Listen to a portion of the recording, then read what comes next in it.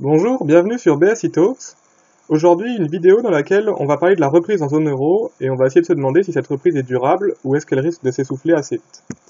Donc la reprise en zone euro semble assez indéniable. Par exemple, au deuxième trimestre, il y a eu 2,1% de croissance en zone euro, donc en glissement annuel, c'est-à-dire par rapport au deuxième trimestre de 2016.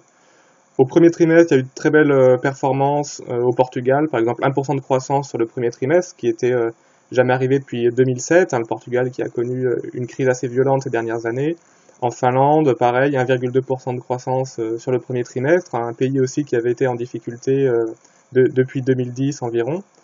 Et les prévisions 2017 sont assez bonnes. Par exemple, pour l'Espagne, on anticipe 3,1% de croissance, ce qui est une belle performance pour un pays qui avait connu une violente crise suite à l'éclatement de la bulle immobilière.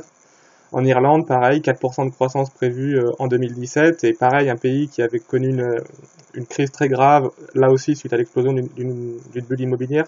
Donc, les pays européens qui étaient en difficulté semblent rebondir, en tout cas la plupart.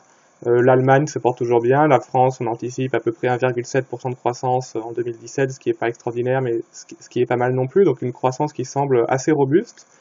L'inflation qui est actuellement autour de 1,3%, donc c'est en dessous des 2% qui est la cible de la Banque Centrale Européenne, mais ça indique aussi que la zone euro n'est pas tombée en déflation, un cercle de baisse des prix qui était assez redouté. On a aussi le chômage qui a baissé, qui est à 9,5%, donc 9,5% c'est toujours assez élevé en zone euro, une moyenne des pays de la zone euro à 9,5%, mais c'est quand même une baisse assez sensible, c'est le niveau le plus bas depuis 2009. Et on a aussi en zone euro une baisse du risque politique, puisqu'on craignait un peu que des partis politiques farouchement anti-européens comme Marine Le Pen arrivent au pouvoir, ce qui aurait pu conduire à un éclatement de la zone euro, et ça s'est pas produit, bon, notamment en France avec l'élection de Macron. Donc le risque politique qui semble un petit peu s'éloigner. Bon, alors cependant, malgré ces bonnes nouvelles, il y a pas mal de facteurs assez négatifs ou de menaces qui persistent, donc une reprise, j'ai mis à confirmer.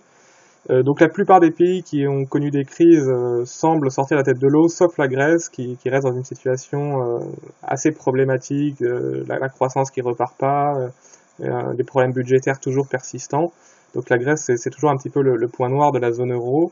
La gouvernance de la zone euro qui n'a pas vraiment été réformée, donc il y a un éternel problème d'une politique monétaire menée au niveau de l'ensemble de la zone, au niveau de la Banque Centrale Européenne, des politiques budgétaires menées au niveau des États, un manque de coordination entre les politiques économiques des pays, ce qui pose pas mal de problèmes. Et les réformes à ce niveau-là n'ont pas été menées.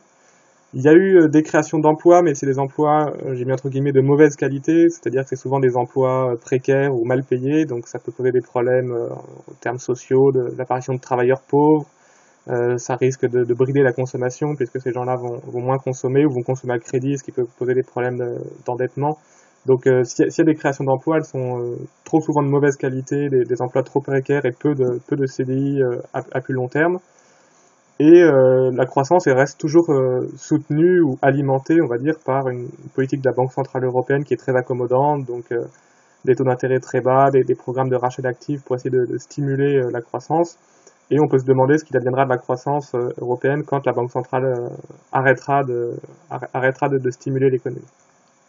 Voilà, donc une reprise indéniable, mais il est encore trop tôt pour dire que les problèmes économiques de la zone euro appartiennent au passé.